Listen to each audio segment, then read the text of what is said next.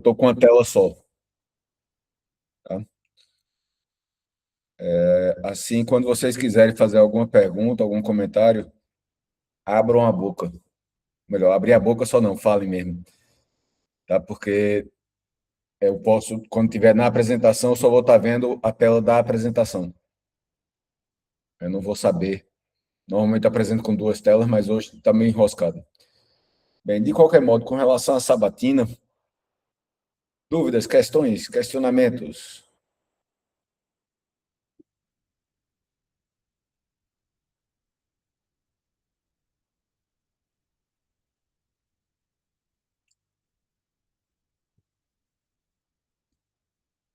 É para sair perguntando de um por um ou alguém vai se voluntariar para ser o primeiro? Por sinal, os quatro que estão sem tela não faz diferença não, também chamo sem tela, tá?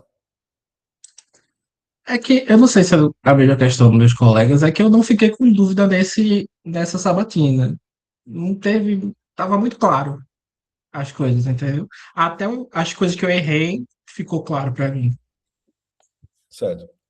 Os pontos mais comuns de problema na sabatina com relação ao entendimento do assunto foi na parte da diferenciação de, em alguns casos, aquela parte da importância, significância, que me pareceu que não estava tão claro assim pela resposta. Aí eu tentei explicar um pouco mais. E em outros casos, um outro caso que foi comum também, foi um pouco de dúvida com relação à relação causal, a ser uma relação causal. Tá? Em uma das respostas, a pessoa parece que não leu direito o que eu tinha perguntado. Que tinha a pergunta que era se é uma relação causal ou se pode indicar uma relação causal. Todo mundo que pegou a parte da pergunta de ser uma relação causal corretamente disse que não era. Não necessariamente. Mas uma das pessoas que pegou, ou a única pessoa que pegou, pode indicar ou vale a pena estudar para verificar se é, agiu como se a pergunta fosse se é uma relação causal, e não indica. Mas o fato de existir uma boa correlação pode indicar que vale a pena avaliar se é uma relação causal. Tá? Então, é um dos usos possíveis para a correlação tentar verificar se acontece essa ligação ou não, tá? De causal. Você se vir como um aviso, olha, vale a pena dar uma olhada nisso aqui. Tá? Alguém usou o exemplo de consumo de sorvete e ataque de tubarão, que eu achei ótimo, por sinal. Certo? Achei um ótimo exemplo, Daniel. E é um caso típico. Você tá, os dois são ligados com o aumento da temperatura, tá? E, portanto, não é uma ligação causal, mas seria um indicativo que você poderia usar, continuando com o exemplo, poderia ir atrás de o que é que acontece quando aumenta o consumo de sorvete. É porque a temperatura está mais baixa? Não, a temperatura está mais alta normalmente. A gente não consome tanto sorvete aqui no Brasil na época fria. Então, temperatura mais alta. Então, como é que está o movimento nas praias? Está mais alto. Então, vale a pena examinar nesse sentido. Ok, gente? Professor, boa tarde. O senhor consegue me escutar direito? Consigo, Bruno. Pronto. O senhor, numa das minhas respostas, foi sobre os coeficientes de regressões não lineares podem nos ajudar na interpretação de mecanismos que exemplificam o nosso fenômeno de interesse. Aí o senhor citou um exemplo que era a linha 171. O senhor poderia me falar sobre esse exemplo, por favor? Você está olhando a sua resposta, mas na resposta geral, a linha 171, que eu depois corrigi para outro número, porque mudou a numeração, corresponde a um gráfico que eu dei como exemplo. Entendi agora, professor. Perdão. Não, não tem que perdoar. Que no seu ficou uma coisa truncada, porque o seu nem numerado estava. Para aparecer uma linha 171, provavelmente você pensou que era alguma coisa. Isso é algum exemplo que eu não tinha me atentado durante a aula. Não, não. Somente localização, porque alguém teve dúvida no entendimento acho que foi de uma regressão, de como interpretar uma regressão. Eu criei um exemplo e discuti a interpretação daquele exemplo. E o exemplo estava, na hora que eu escrevi para você, na hora que eu estava respondendo a sua, estava na 171. Mas Ah, depois eu perfeito, mudei professor. Vou dar uma olhadinha. mais Obrigado, viu? tarde e aí mudou a posição. Tá? Mas isso está na resposta geral. É um gráfico. E eu depois mencionei ele novamente. Eu usei o mesmo gráfico em 3 pontos diferentes.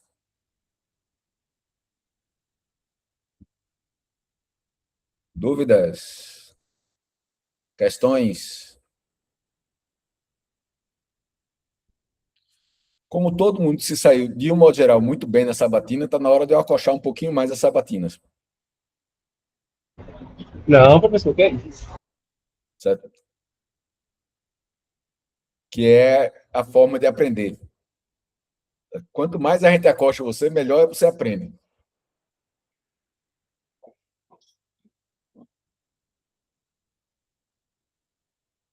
Mais algum comentário, gente? Algum ponto que as minhas correções não tenham ficado claras? O que eu queria dizer?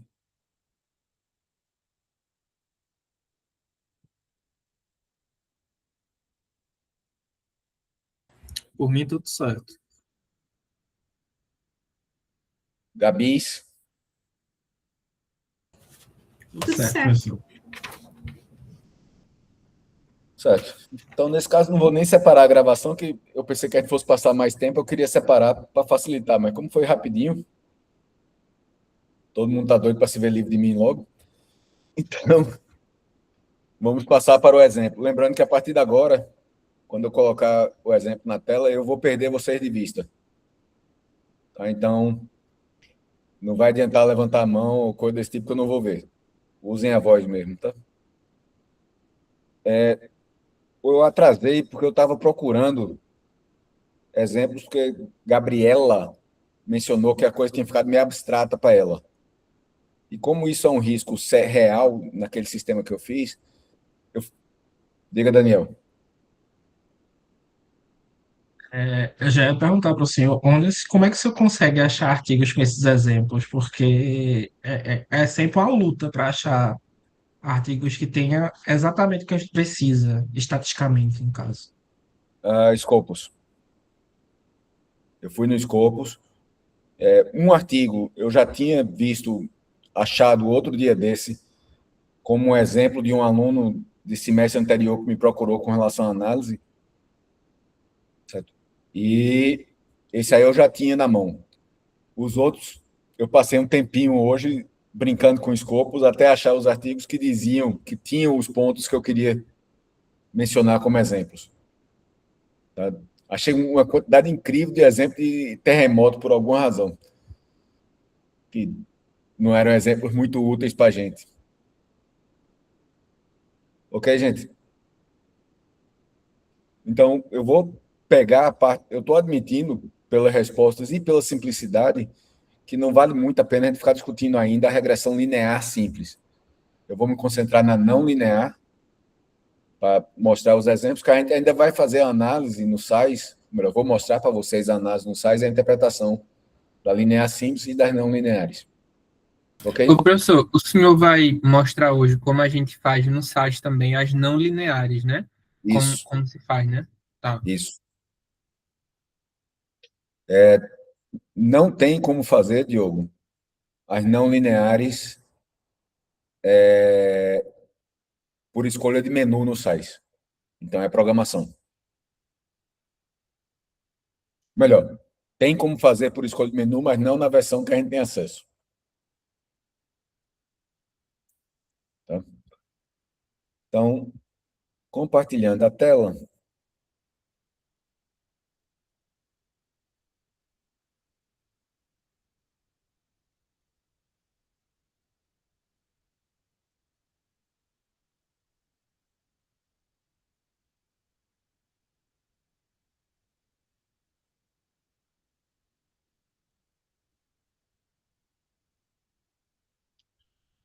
E a partir de agora eu estou cego, tá?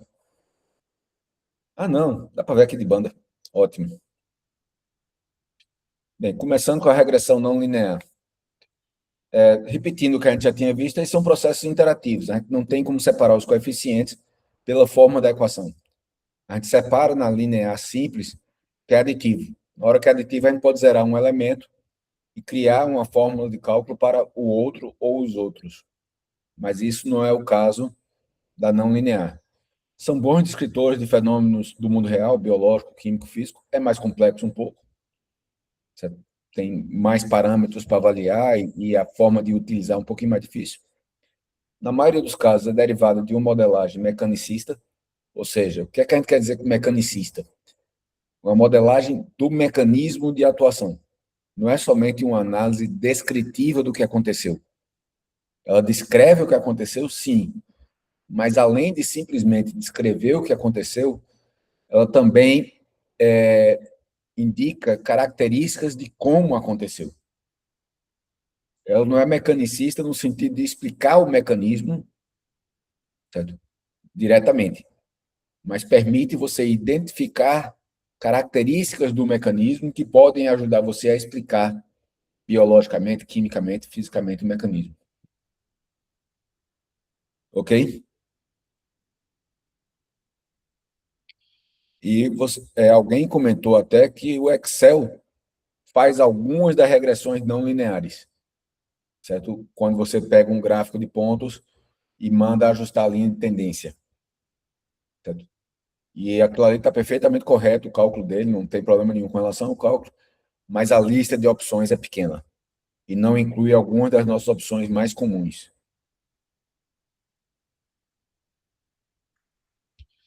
O primeiro exemplo é a equação de Gompertz, que é uma equação que tem crescimento com fase inicial e final lenta, ou seja, tem duas fases de crescimento, tem um crescimento em 3 etapas. Cresce devagar, cresce rápido, cresce devagar de novo. Pegando essa equação que está aí, o y em função do tempo é uma característica, uma das características, é o que você está medindo, ou seja, a cada tempo você tem um y. O a é a assíntota do crescimento, ou seja, até onde, qual é o crescimento máximo que você espera identificar naquela condição. Se vocês não estão lembrados de assíntota, é um valor teórico em que sempre o valor real está sempre se aproximando, mas nunca alcança. Tá ok? C, taxa de crescimento, B e C são negativos. Ou seja, a taxa de crescimento são negativos porque à medida que vai crescendo menos. Tá? O crescimento não se acelera quando você compara com o dia anterior. Se pensar, por exemplo, em economia, o que é mais fácil crescer 5%? A renda de um país com renda muito baixa ou a renda de um país com renda muito alta?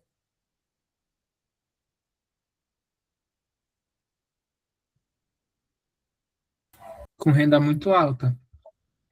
Mais fácil ou mais difícil? Mais fácil. Não, mais difícil. É? Eita. É. Veja por quê. Vamos pegar uma renda de 100 mil e uma renda de 1 milhão. Tá? 100 mil para crescer 5% precisa de 5 mil. Correto? Mas se a renda é 1 milhão, eu preciso de 50 mil. Ou seja, eu preciso de 10 vezes mais, um valor 10 vezes maior, para poder crescer a mesma percentagem de quem está abaixo. Tá? É por isso que vai ficando o crescimento mais lento ao longo do tempo. Porque está crescendo 1%, não é 1 sobre 100. É 1% de um número. Está fazendo sentido, Diogo? E Gabriela, que também ficou escandalizada?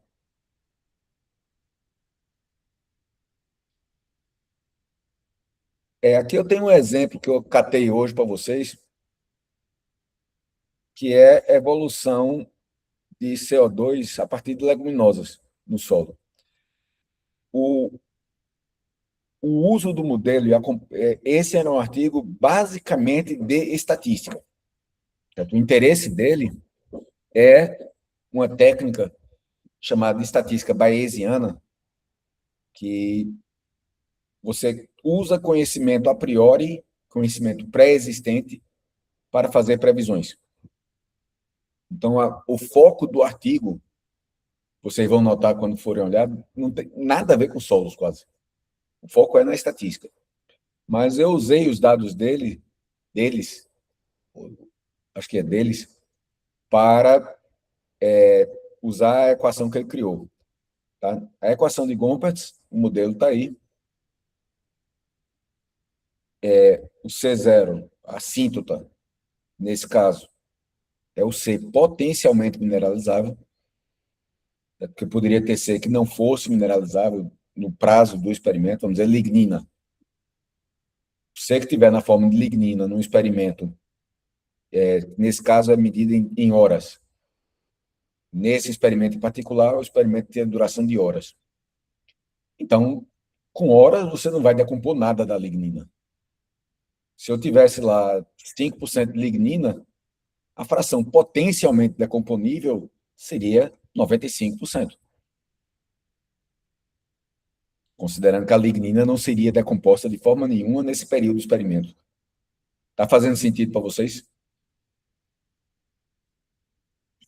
O T é o tempo de incubação. E o beta, na formulação que eles usaram no artigo, é a abscissa, ou seja, é o X do ponto de inflexão. Quando tem a inflexão para a taxa máxima de mineralização de decomposição.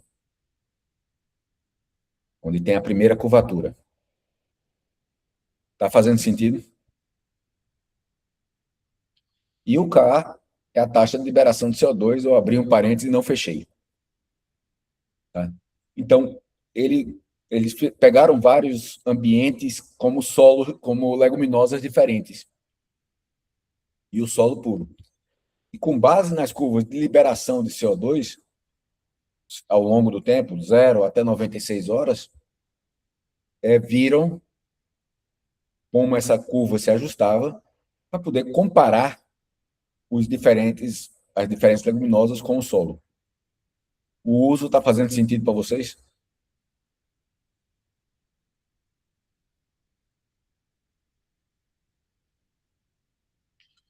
Eu peguei os dados deles, o tempo dele e as equações que ele calculou e criei no Excel essas 4 retas, essas 4 curvas. Tá ok? Vejam que o solo é praticamente reto. É uma curvatura, tem uma curvatura, mas a curvatura tão pequena que no intervalo de 96 horas basicamente funciona como uma reta. Certo? Ou até mesmo a ausência de decomposição. Vocês estão conseguindo ver isso, a linha azul?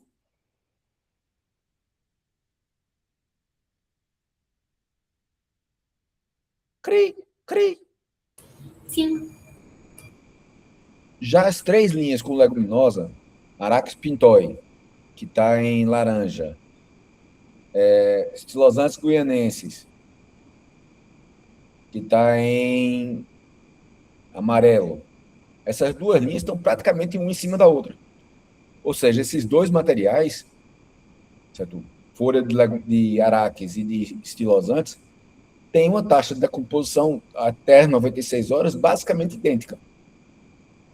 Começa a diferenciar um pouco com 95 horas, que você começa a ver as 2 cores separadas, lá no finalzinho da curva. Tá? Mas até mais ou menos 85, 80 horas, você quase não vê as 2 cores. Você vê praticamente uma cor só. Então, indicaria que até 80 horas, a decomposição dessas 2, a inspiração a partir desses 2 materiais é praticamente idêntico. Já muconoides, que eu esqueci qual é o gênero, tem uma taxa de decomposição mais lenta e vai liberar no final menos C. Tá? Porque só tem 418 na assíntota. Tá fazendo sentido, gente? Todo mundo está conseguindo ver. Assim, professor. Todo mundo está conseguindo ver como isso aí seria útil para comparar diferentes materiais? Certo? Não é Aí uma me coisa. deixou com a dúvida. Diga lá. É, esse Colbert, ele funciona bem para decomposição ou pode funcionar para outras coisas também, Todos os na área de modelos podem software, por funcionar exemplo. para outras coisas. Mas Certo? Colbert mais para decomposição. Não, o GOMPAS também pode funcionar para outras coisas. É mais comum a gente encontrar exemplos para decomposição ou crescimento, Hum, certo? Mas se os seus dados tiverem um comportamento parecido com esse, Daniel, o X quem define é você, tá? Tem um exemplo de curva de crescimento, que é o próximo slide, que, aliás, eu tenho até que colocar ele no cigarro, porque eu esqueci de colocar. Mas tem um exemplo de curva de crescimento que eu sugeri o artigo, é uma curva de crescimento de ovino, mas que eu sugeri porque a curva que fazia no crescimento de ovino parecia muito com que um outro aluno encontrou com resposta a zinco. Um experimento com diferentes doses de zinco, a curva parecia muito com a curva que eu vou mostrar para vocês daqui a pouco. Então, eu peguei esse experimento de ovino para sugerir a ele que olhasse o artigo para ele usar com zinco e não com tempo.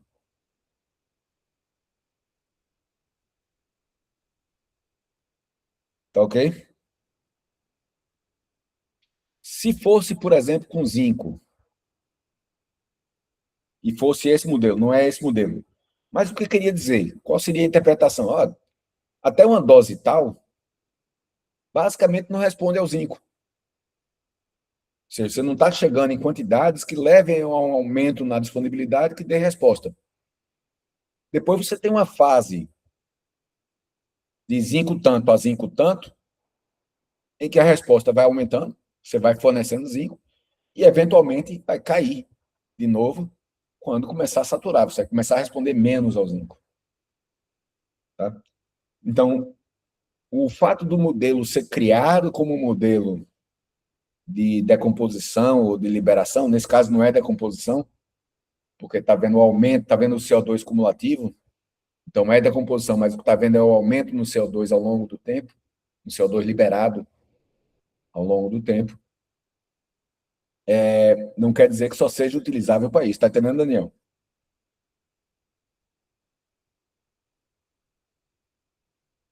Tá ok até aqui, gente? ok, professor. Nós temos também a regressão logística, que também é um modelo de crescimento. Nesse caso, tem um crescimento inicial exponencial, seguido por uma redução do crescimento até parar de crescer, estabilizar. E aí pode ser usado para modelo de crescimento, reação autocatalítica, resposta a nutrientes. E aí é uma família inteira de modelos com características semelhantes. Eu selecionei o Verhulst e o sigmoidal. Cada modelo desses vai ter os coeficientes vão ter um significado diferente. Então, quando você estiver utilizando isso aí para escrever um artigo, para sua tese, para sua dissertação, você tem que dizer o que cada coeficiente significa em cada modelo que você utilizar. Tá ok até aqui? Ok, professor. Esse é o que eu estava falando do crescimento de carneiro, e que eu sugeri como resposta para zinco. Ele testou, os autores testaram 3 modelos de crescimento. Gompertz, regressão logística e von Bertalanffy, que eu nunca tinha ouvido falar até eu encontrar esse artigo. Eu fui atrás desse artigo por causa do Gompertz e da logística, mas aí veio esse outro, e como a figura dele utiliza, eu não quis deixar ele no vácuo com vocês. Nesse caso, os três modelos têm os mesmos coeficientes escritos de forma diferente. Ou seja, com uma lógica matemática diferente, mas cada um deles com o mesmo significado. Então, o A é o crescimento máximo, a resposta máxima, se fosse fertilizante, é até onde vai. O B é o intercepto, o que acontece com o tempo igual a zero ou com o fertilizante igual a zero. E o K é a taxa de crescimento, ou seja, crescimento em função do peso do peso final. Quanto falta para chegar no peso final. Tá ok até aqui? E a figurinha dele foi essa. Vejam que a curva, nesse caso, é uma curva para crescimento de carneiro, mas dá para a gente visualizar ela muito claramente para uma resposta fertilizante. A qualquer nutriente, na verdade. Tá? Ah, mas por que eu vou complicar a minha vida ao invés de usar a parabólica que todo mundo usa? Porque agora ele não apresentou na equação, mas se você pudesse apresentar, vamos dizer que isso aí fossem 3 fertilizantes diferentes. Tá ok até aqui?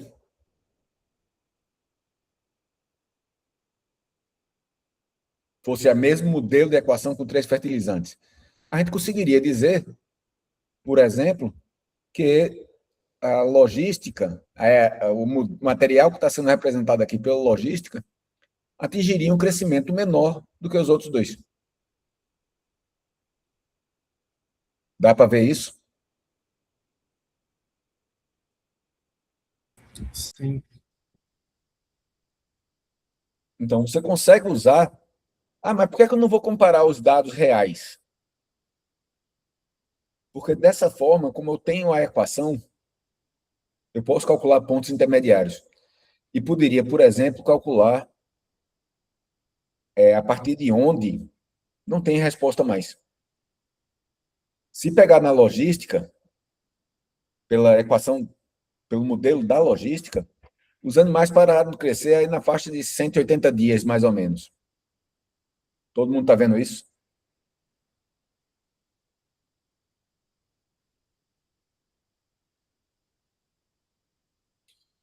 Enquanto, pelo modelo de Gompertz, a parada de crescimento foi depois dos 300 dias. Continua crescendo com Gompertz. Certo?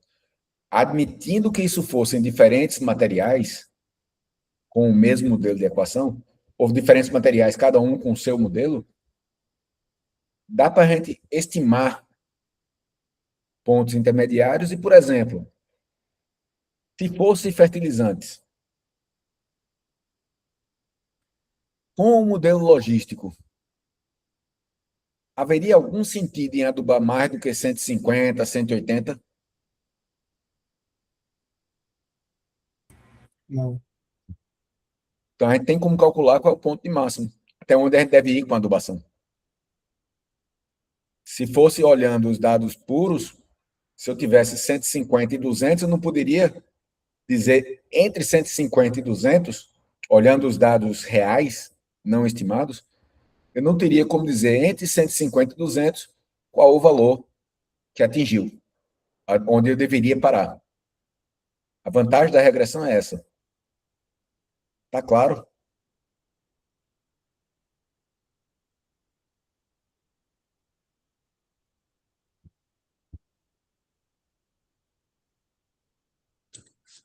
Tá sim, professor.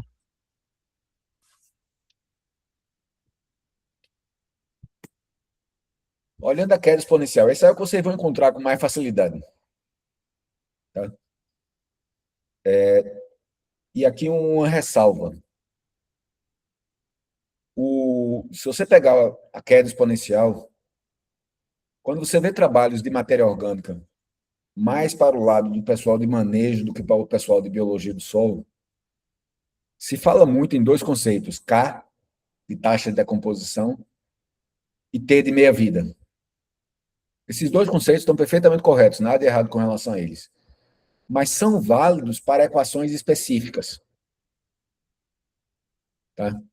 Então, pode ter um K ou pode ter dois Ks diferentes do material. Você não pode simplesmente calcular o K sem verificar se a regressão real é a que tem aquele K. Não sei se vocês estão entendendo o que eu estou querendo dizer.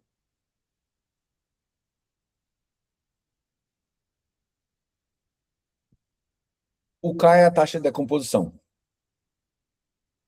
O tempo de meia-vida é quando metade do material adicionado vai ser estimado como decomposto. Tá ok? Mas esses dois conceitos estão ligados com a queda exponencial simples.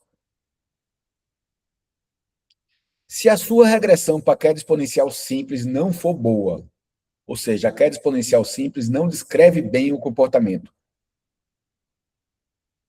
a fórmula de o K calculado pela fórmula normal e o tempo de meia-vida vão estar corretos? Não. Então, você primeiro tem que ver, a regressão é essa realmente? Essa regressão descreve bem? Descreve. Aí eu posso calcular o K e o tempo de meia-vida. Primeiro a gente checa a regressão. Se a regressão estiver boa, aí as medidas derivadas dela, o K não é uma medida derivada, é uma medida da regressão, o tempo de meia-vida é calculado, certo? São válidos. E podem ser analisados, inclusive estatisticamente, desde que a regressão explique bem o que está acontecendo. Desde que a regressão seja significativa também. Você pode não ter interesse nenhum na curva de decomposição, só quer falar o K e o tempo de meia-vida. Mas para fazer eles, você tem que ver se a equação de onde eles vêm está válida. Está fazendo sentido? E não simplesmente calcular diretamente o K e o tempo de meia-vida.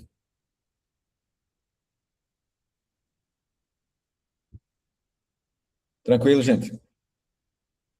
Eu coloquei, isso aí é o material velho, os dois exemplos, e agora vamos para um exemplo de artigo.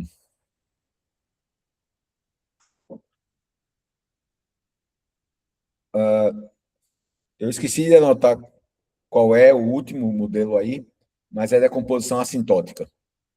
Tá? Então, eles pegaram, esse trabalho é na China, se não me engano, em florestas, sobre solos ricos e pobres, e solos com alto teor de matéria orgânica, peatland, e solos predominantemente minerais. E foram ver a decomposição das raízes nessas condições, testando duas quedas exponenciais, a queda exponencial simples e dupla, e uma queda hiperbólica, ou seja, uma queda que tenderia que tem uma curva diferente, que tem uma assíntota. Ok até aqui?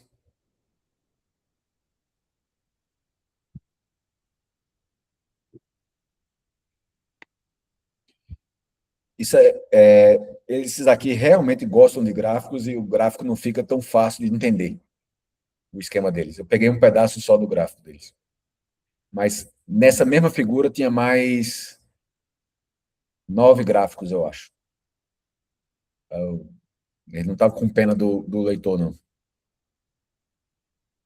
Cada gráfico com um porrilhão de regressões.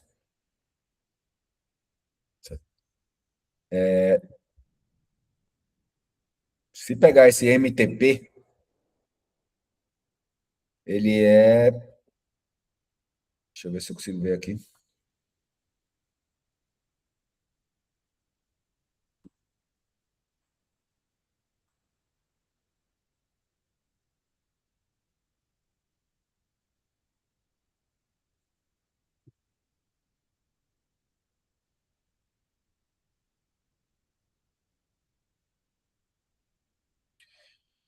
Bem, tem 3 cores diferentes, porque são 3 profundidades diferentes: 0,10, 10,20, 20 e 30.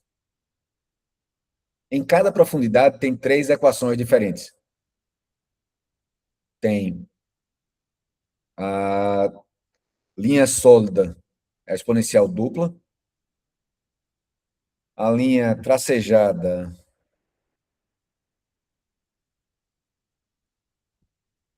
é a simples. E a linha pontilhada é o assintótico. E de quebra, tem os pontos reais e seus desvios. Tá? Em síntese, a figura está muito saturada. Mas bota saturada nisso. Qual era o interesse deles? Comparar os solos. Se você pegar, por exemplo, o VTP e o HRTP, os comportamentos são claramente muito diferentes.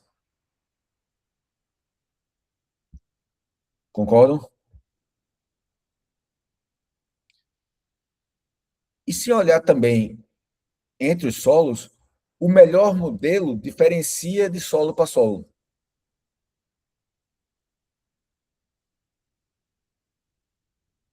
Tá? Com a predominância para a exponencial simples, não, exponencial dupla ser o melhor modelo. Se você olhar aqui no MTP, os pontos reais estão bem próximos dos pontos previstos para a exponencial dupla.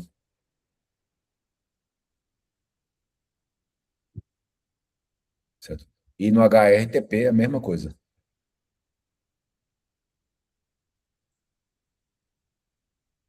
Estão vendo o que estou dizendo? Não?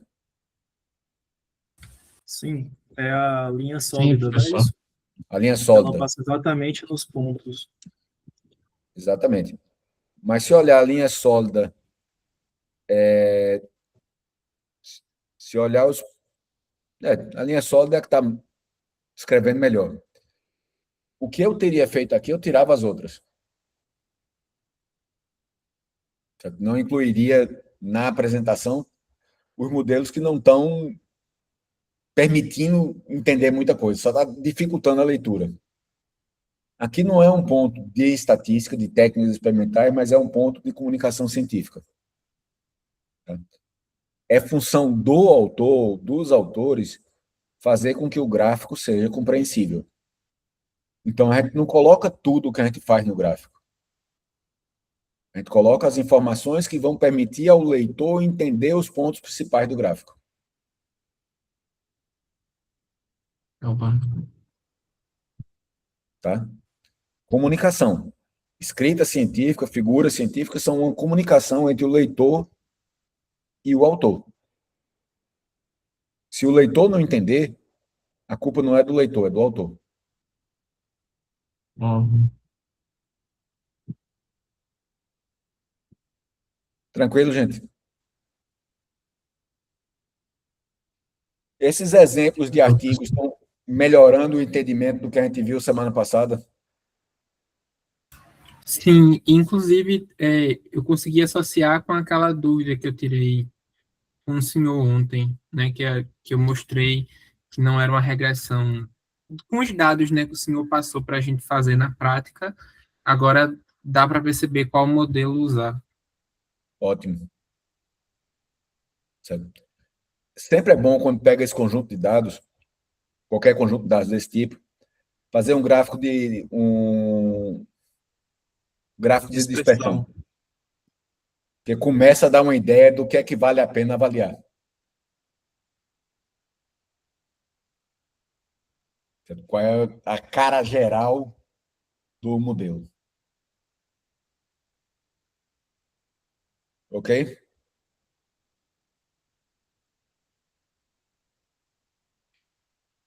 A queda hiperbólica, em que ele vai tender a uma constante. E aí pode ser crescimento, crescer até uma constante, ou cair até uma constante. Certo? Dependendo do que você esteja falando. Tá? Inclusive, dependendo do mesmo trabalho. Por exemplo, se você representar decomposição pela CO2 perdido, vai ser um crescimento.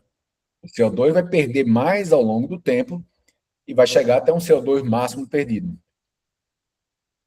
Se você representar a mesma decomposição como o CO2 que resta no material, o carbono que ainda está no material, ele vai ser uma queda. Qual o melhor? Aí vai depender do seu artigo, do que é que você está querendo escrever. Mas os dois caminhos são perfeitamente válidos. Aquele primeiro artigo que a gente pegou mostrou a decomposição como o CO2 perdido.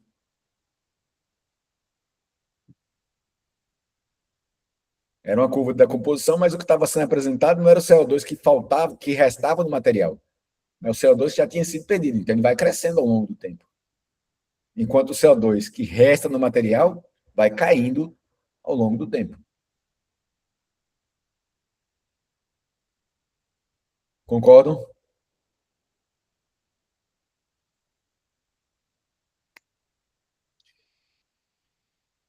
Tá? Nesse caso, testou 3 modelos. Primeira ordem, que eu não tinha chegado a falar. Potência, que eu também não tinha chegado a falar. E o hiperbólico. E aqui está com o conceito de tempo de meia-vida. Tá? Na hiperbólica. Que também acontece com frequência na queda exponencial simples. Só que no caso da queda exponencial simples, o tempo de meia-vida é calculado com base na equação. Não faz parte da equação.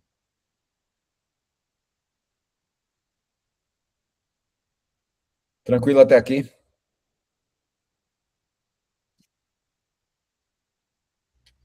Esse não apresentou como gráficos, apresentou como tabelas.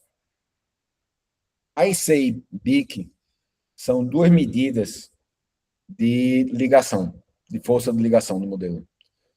Quando você compara diferentes modelos, quanto menor o IC ou o BIC, ou o ICC, ou o BIC-C, são 4 medidas diferentes, melhor o modelo é. Isso só para não lineares, né? Ele pode ser calculado também para linear. E, com certeza, calculado para linear múltipla. É ele que acaba sendo mais relevante que o R2? Não. Vamos lá. Existem 2 R2 diferentes. O R2 simples e o R2 ajustado. Tá? O R2 simples vai aumentar, quanto mais coisas você colocar no modelo, maior vai ser o R2 simples. Porque você está tirando variação do acaso e jogando para dentro do modelo. Tá ok? Só que, se você tiver 2 modelos diferentes, um tem 1 parâmetro e o outro tem 3 parâmetros. O R2, 0,8 para 1 parâmetro, 0,82 para 3 parâmetros. Essa diferença de 0,8 para 0,82 é necessariamente porque o modelo explica mais ou somente porque você colocou mais coisas no modelo? Você não tem como saber. Aí entra o conceito do R2 ajustado, que leva em consideração o número de parâmetros que você tem no modelo. Aí você vai comparar os R2 ajustados. Medida perfeitamente válida, não tem nada errado com relação a isso. Agora, o que é que você não deve fazer? Comparar os R2 puros em modelos com número diferentes de parâmetros. Está fazendo sentido? Tá. AIC, AICC, BIC e BIC-C vêm de outro conjunto de informações completamente diferentes da ciência da informação. Não são de estatística propriamente dita, mas são estatísticas da ciência da informação. Tá? Mas que funcionam de uma forma semelhante ao R2. Melhor, para esse fim. Agora, como vocês podem ver pelos números, ele não é um número de 0 a 1. É um número, na verdade, de menos infinito a mais infinito. Então, embora ele seja perfeito, AIC, BIC, AICC, que é o AIC corrigido, AIC é Archaic Information Criteria. o critério de informação de ACAIC. Tá? E o ICC é o ACAIC Information Criteria Corrected, corrigido para pequenos números. Ou seja, quando você tem um número de X's relativamente baixo, o ICC vai levar isso em consideração que o AIC não leva. E o BIC é Bayesian Information Criteria, ou critério de informação bayesiana. O BIC-C, Bayesian Information Criteria Corrected. Mesma lógica do ICC, AIC. Ou seja, é uma outra métrica diferente que é perfeitamente utilizável para comparar modelos. Tá? Então, você pode selecionar o modelo com base no menor AICC. Roda vários modelos e vê quem é que tem o menor AICC, ele vai ser o modelo que descreve melhor seus dados. Ou com base no R2 ajustado. O que tiver o maior R2 ajustado vai ser o que melhor descreve seus dados. Os dois caminhos são perfeitamente válidos.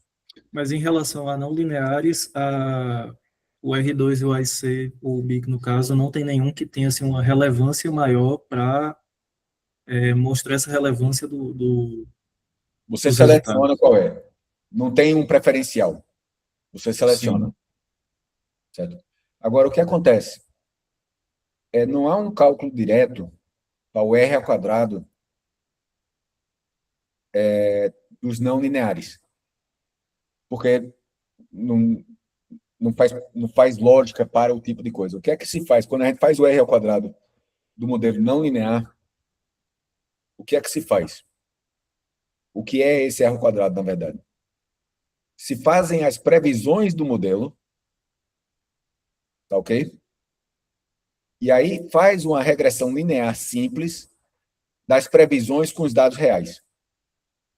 Se o modelo for perfeito, todos os pontos previstos para aqueles pontos que você tem dados reais vão ser iguais aos dados reais. Concordam? Então, o R2 vai ser 1. Porque todos os pontos previstos pelo modelo não linear batem com os pontos realmente identificados no mundo real. Então, o R2 na não linear vem daí. Você faz a não linear, calcula, e depois você estima e faz uma regressão linear simples da previsão com o real. Então, não é o R ao quadrado da não linear, não é x com a previsão da não linear, mas é o y previsto pela não linear com o y real.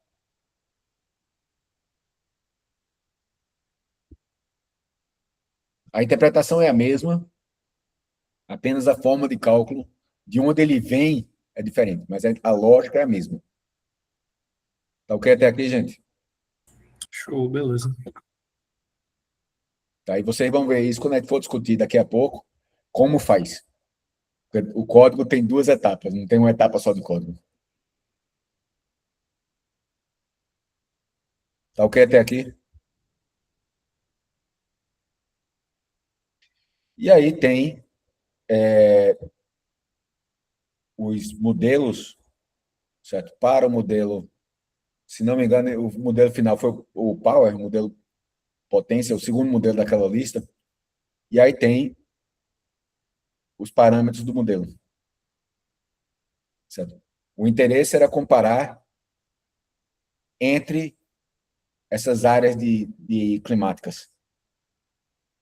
Então, eu rodou o modelo para as 4 áreas climáticas e está comparando estatisticamente as áreas climáticas. Tá? O C e o B, a taxa de decomposição das taxas climáticas, das áreas climáticas, para ver onde tem uma perda maior do carbono. Está fazendo sentido? Isso.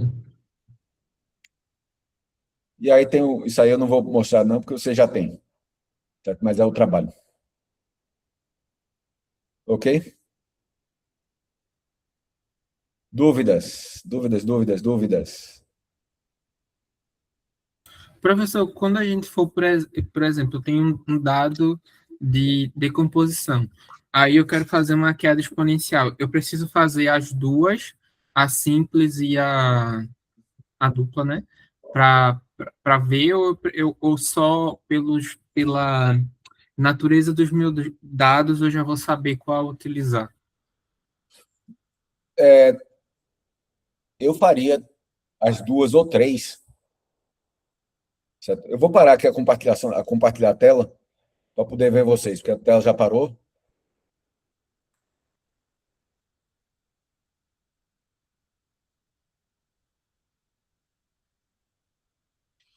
Vamos lá.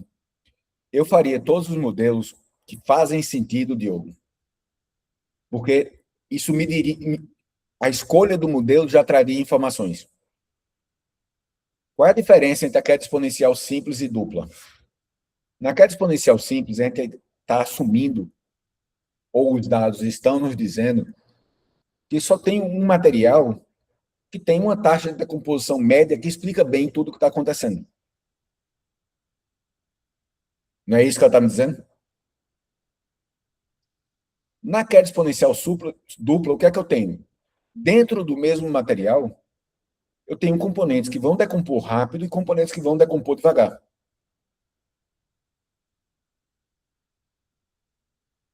Certo? E eu selecionar a simples ou a dupla em função dos dados me traz informações sobre o material que eu não teria se só escolhesse um modelo. Vamos dizer que eu estivesse fazendo decomposição de bagaço de cana. Tá? E só fiz a queda exponencial simples. Como eu saberia separar naquele modelo a celulose da cana, celulose e hemicelulose, que tem decomposições relativamente baixas, rápidas, de algum teor de lignina daquela cana, que tem uma decomposição muito lenta. Mas se eu colocar... A lignina é tão pouco no bagaço de cana que não faz diferença. Mas a hora que eu seleciono o modelo de queda exponencial simples, porque os meus dados disseram que era queda exponencial simples, eu posso fazer essa afirmativa. Certo? Se eu corro o simples e o duplo, e o simples é melhor, eu estou afirmando que aquele meu material tem uma taxa de decomposição constante, mais ou menos igual para todo mundo. Uma taxa de decomposição constante explica bem o que está acontecendo. Certo? Mas quem tem que me dizer isso são os meus dados e não minha informação pré-estabelecida. Eu só vou testar esse modelo. Tá ok? Agora vem uma ressalva. Depende também do número de pontos que eu tenho. Número de x's que eu tenho. Por que isso? Cada parâmetro custa 1 grau de liberdade. Então, com 2 pontos, eu só posso ter uma reta com 2 pontos. Ou seja, só posso calcular um parâmetro. Com 3 pontos, eu posso calcular 2. 2 parâmetros do modelo. Com 4 pontos, 3, etc. A queda exponencial dupla tem 4 parâmetros. A queda exponencial simples tem 2 parâmetros. Então, se eu tiver 4 pontos somente, no tempo, a queda, eu não posso calcular, é matematicamente errado eu calcular uma queda exponencial dupla.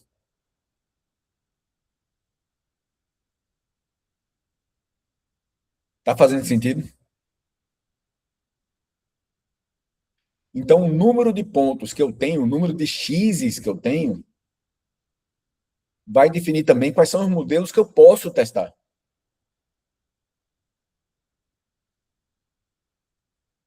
Ok? Daniel, você tinha levantado a mão? É porque eu estava em dúvida em relação a quais variáveis usar nas regressões. Só que eu dei uma olhada no Excel que o senhor mandou com os dados. Aí tem tempo e matéria orgânica e bloco. Então, acho que é tempo e matéria orgânica e os blocos são Repetições somente. São repetições. Então, então a gente vai fazer 3 regressões, escolher entre as melhores para as 3, Para usando cada uma das 3. uma para as 3, então. É porque tem matéria orgânica, nitrogênio e fósforo, né? É. Para cada um de nós, em função do tempo. Exatamente. Então, você vai fazer curva de decomposição da matéria orgânica, que é basicamente curva de perda de C, curva de liberação de N e curva de liberação de P, separadamente. Você tem 3 Y Certo, e um X só, que é tempo para todo mundo. certo. Dúvidas, dúvidas, dúvidas?